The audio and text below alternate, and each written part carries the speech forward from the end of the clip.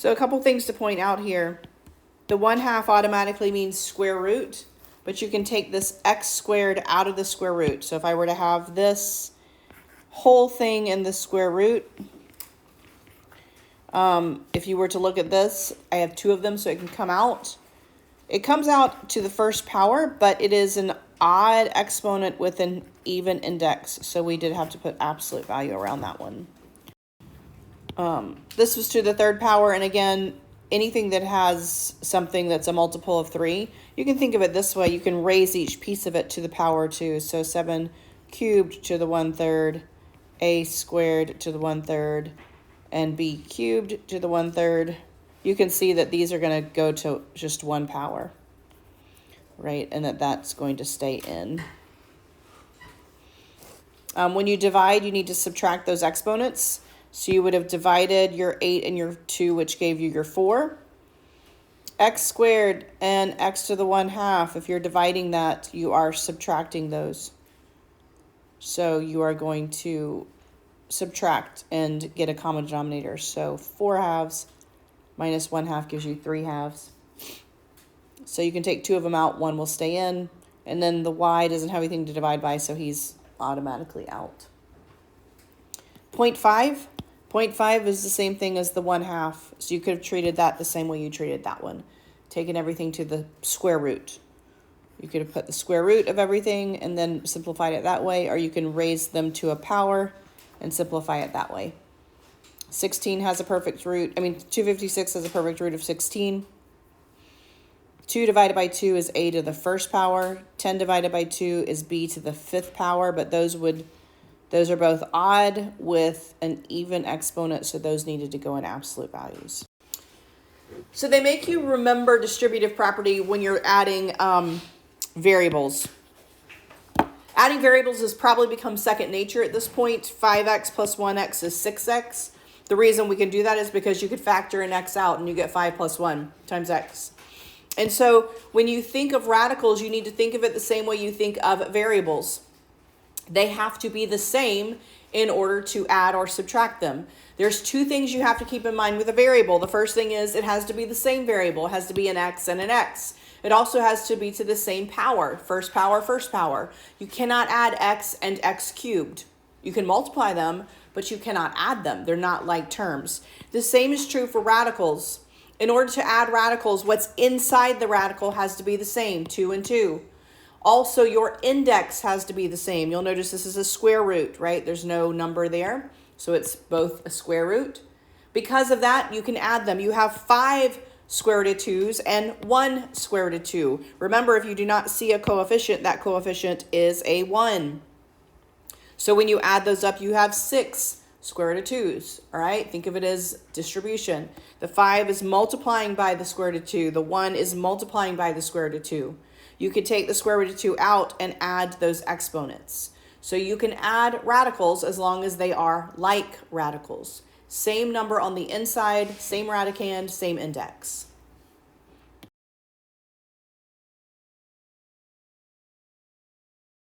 Here, so the rules say simplify the radical, combine like radicals by adding or subtracting their rational coefficients. All right? So the first rule here is to simplify. Why do we need to simplify? Well, we could have a like radical in there and just not know it. So you want all of your radicals in the most simple form before you start adding. So I am going to use my factor tree here on each of these to see if I have something in common. And so you're going to do your normal factoring here. If it pairs up, it's going to come out. So I have a 2 that comes out. I have another 2 that comes out. And I have a 2 that stays in. That's my first one. Then I'm going to do the next one. Right here, I have a set of 2's that comes out. I already had a 3 out there, so you don't forget that one. I pull out one of those 2's. I also have a 2 that stays in. And then this last one, I have a set of 3's that comes out, and I have a 2 that stays in, all right? And so you do want to simplify them before you move on. So I have 2 times 2, I have 4 square root of 2, plus 3 times 2 is 6 square root of 2 minus 3 square root of 2. And you can see now that I have like radicals. They're all square root of 2. Index, of course, square root means index of 2, so I can add those. And I'm just going to add the coefficients that are there. So I'm going to add my 4 and my 6, that's 10, minus 3, that is 7. 7 square root of 2. That would be my answer. I'm done there. All right. Look at the next one. It wants me to add these. Well, first thing I need to check is to make sure that my index is the same. If my index is not the same, I could potentially simplify them, but I can't do anything else. My index is the same, so I can move on. All right. And then I am going to see what I can do with these. This is an x to the 4th, so I'm going to say 4 divided by 3. That's 1 with the remainder of 1. That means 1x comes out, 1x stays in. Let's look at this one. I have an 8 that I can factor. I am looking for groups of 3 now, so a 2 can come out here. And then I have an x to the 4th. We're going to divide that by 3. That's 1 with the remainder of 1. 1x comes out, 1x stays in here. All right? So when I look at all of these simplified, this one simplified is going to be just x cubed root of x. And this one is going to be a 2x cubed root of x. So now I have the same radicand, same number inside, or variable inside, same index. So I can just subtract these. I have a 1x minus a 2x that's going to be on the outside. So that's a negative 1x. And the inside does not change. Just like when I am adding or subtracting variables, my variable doesn't change, just the coefficients. Just the coefficients. So my coefficients here were x and 2x. That's what I was subtracting there. All right, so in this case, you'll notice that I have, obviously I don't have like radicals right now, but you'll notice that I have some negatives. And so I am going to have imaginary roots, and I can only combine imaginary to imaginary and real to real. And so we're going to simplify each one individually. We're going to take that 72 and simplify it.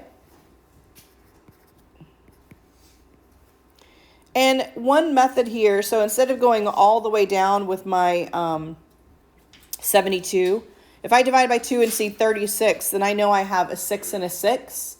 You can actually stop there and pull out a 6 if you want to, because I'm going to say 2 and 3, 2 and 3, and I'll pull out a 2 and a 3, which gives me a 6. So if you see a perfect square in there, like this 36 is a perfect square, then you can go ahead and say, okay, I know for this one I'm going to pull out a 6 and keep in a 2. So that's going to be 6 square root of 2. I can go ahead and do that. I don't have to factor all the way down if I get a larger pair at the top, because that's just going to factor out to a pair. The 36, well, 36 has a perfect root. It is 6. So I would actually simplify that one to the square root of 36, which is 6, and I would take care of that negative with an I.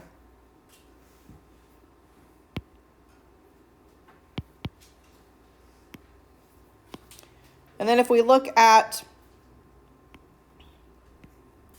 the next one, 98. Again, if I do a 2 here, that's going to be 49, which I know has a root of 7 and 7. So I can say, well, that 7 is going to come out, the 2 is going to stay in. Don't forget this is a subtraction there. So minus 7 square root of 2. And then the last one has a perfect root. Square root of 9 is 3. Again, don't forget there's a subtraction there. Minus your 3. And then because it was negative, we have an I.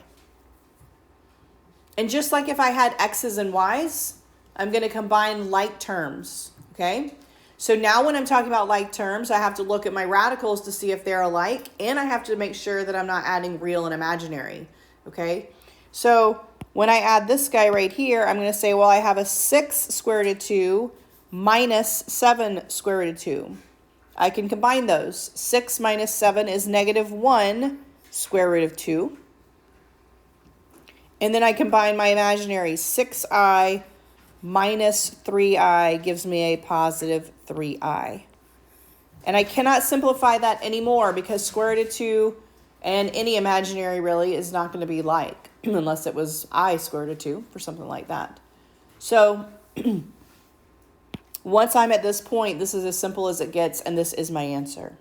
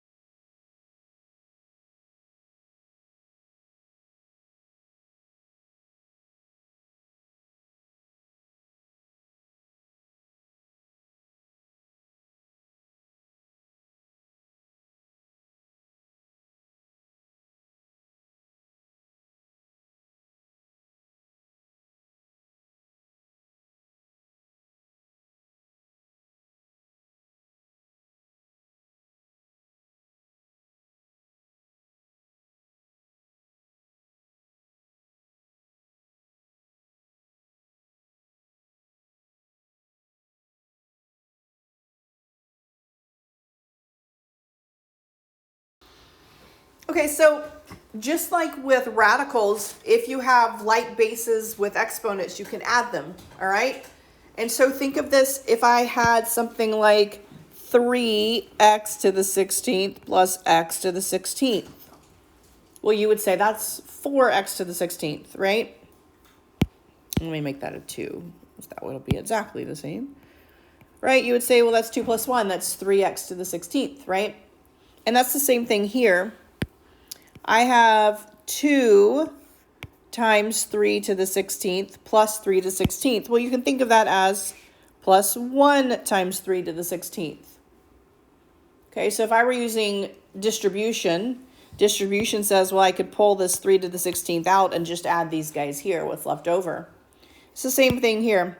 I can say, well, that's 2 plus 1 times 3 to the 16th. Which is 3 times 3 to the 16th. I have like bases here. My bases are both 3. This guy is 3 to the first power. The second one is 3 to the 16th power. Think of it like this. If I had x to the first times x to the 16th, what would I do? I would add my exponents, right? X to the 1 plus 16. That's what I'm going to do here. This is going to become 3 to the 17th power. Okay, so if you have like bases, it doesn't matter if it's a variable or not. If you have like bases, the same properties of exponents apply. When you multiply like bases, you add their exponents. When you divide like bases, you subtract their exponents, right? It doesn't matter that that's a 3 instead of an x. You treat it the same. And so the key here is to start recognizing if you have like bases kind of hidden in it. Here it wasn't really hidden. The next one it kind of is. Look at example 4. We have 5 times 4 cubed plus 3 times 2 to the 7th. All right? So for this one, it's a little bit different. I have Not really like bases at all, but you can rewrite it. So I'm going to leave this 5 alone. And I'm going to rewrite this to a base of 2. What is 4 if I write it as a 2? Well, it's 2 squared, right?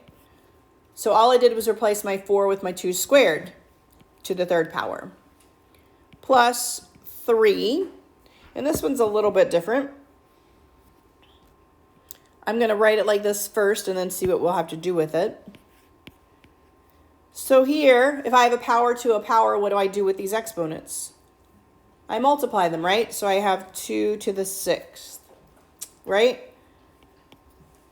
So I really need this guy to be 2 to the 6th. Well, there's a way to do that. I could say that's 2 to the 1st times 2 to the 6th. Does everybody agree that 2 to the 1st times 2 to the 6th is 2 to the 7th? Right? And so now I'm going to say, well, I have 5 times 2 to the 6th plus 3 times 2. That is 6 times 2 to the 6th. You can think of this 2 to the 6th almost like you would an exponent. If I had 5x plus 6x, what would I do? I would say I had 11x, right? So here I have 11 times 2 to the 6th. All right? And so recognizing what you have within the numbers is what you're trying to do here. You're trying to recognize it.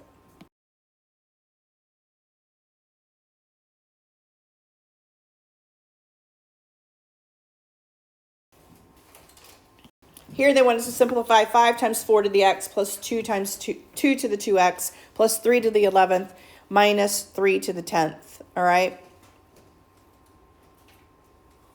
And so for this one, I can actually rewrite the 4.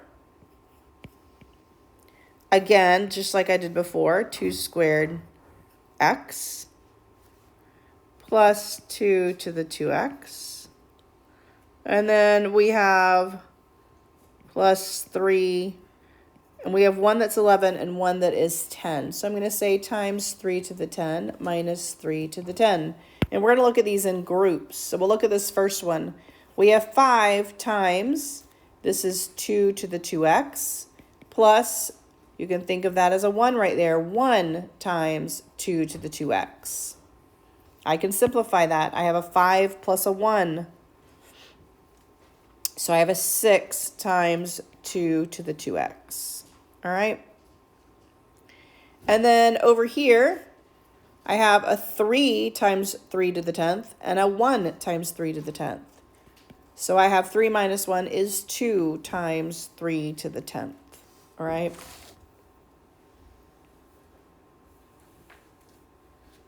And they went ahead and separated this as 3 times 2 and added it. I don't know that that's any simpler. So I would probably leave it just like this. I don't think I'd pull a 2 out of there unless it helped me personally. But if you look at the book, they actually broke that 6 down into a 3 times 2 and then combined those with addition. But I would leave it just like that personally.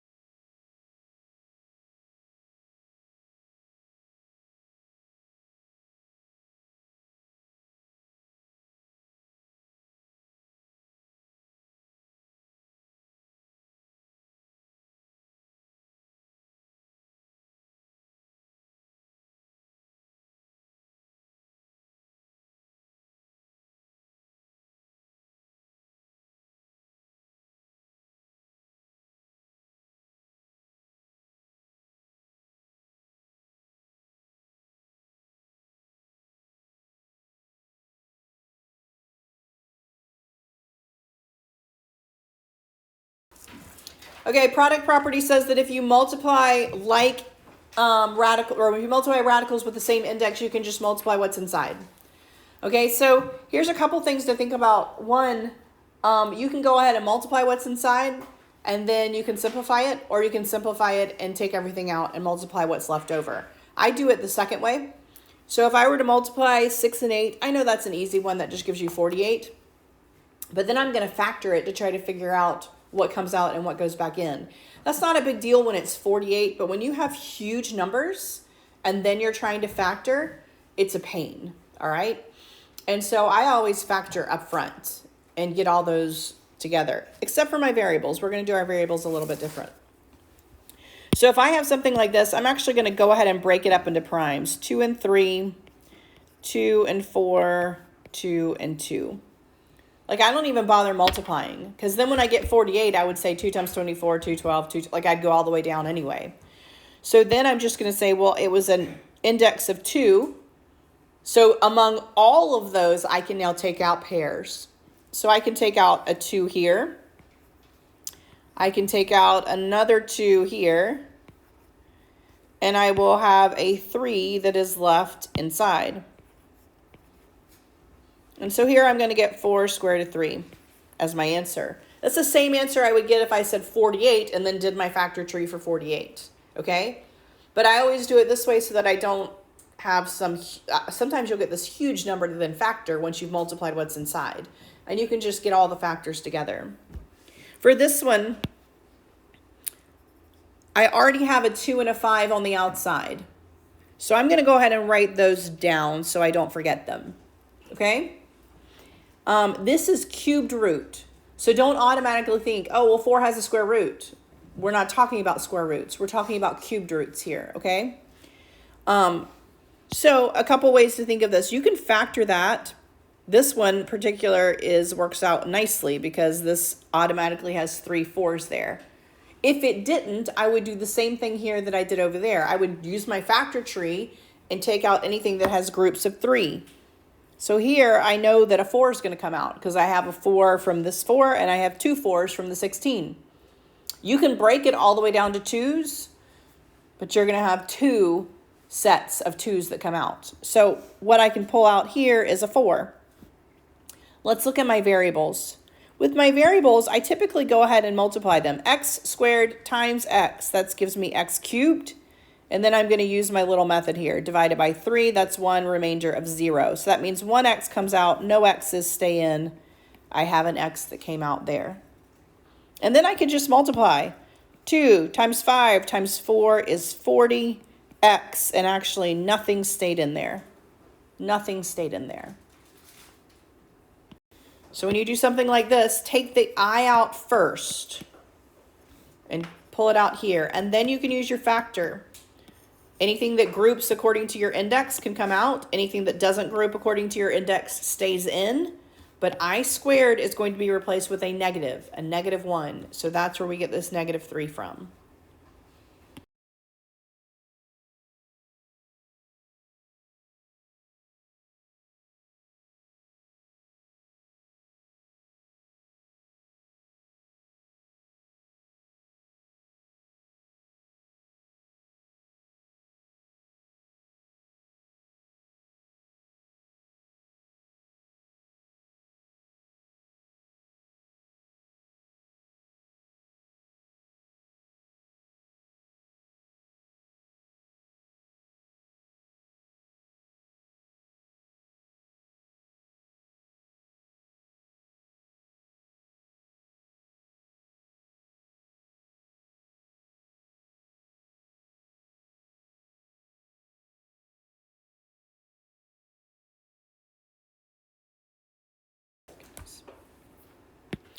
So when I am distributing, I have one number on the outside.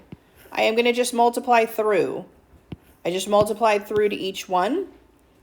Make sure you're multiplying your outside and your outside. Here I multiplied the 2 and the 1, and the 3 didn't have anything. Here I multiplied the 3 and the 2, and the 6 and the 3. The 6 and the 2, and the 3 and the 3. So the outsides multiply, the insides multiply. And then I just simplify it. What can come out, comes out. And then if anything is alike, I can combine it. If not, I'm done. Foiling is exactly the same. Multiply the outsides, multiply the insides. If you have like terms, combine them. If you can simplify your radical, simplify your radical. All right, but you're just doing it one step at a time. Let's look at this one with imaginaries.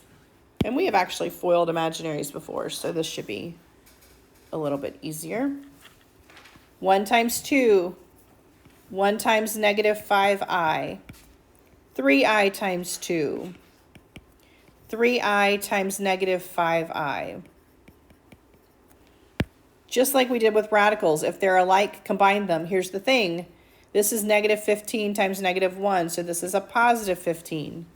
So now I can combine 2 and positive 15, negative 5i, and positive 6i. So we are just mixing and matching like terms, whether it's like radicals or like imaginary numbers. All right, try a couple.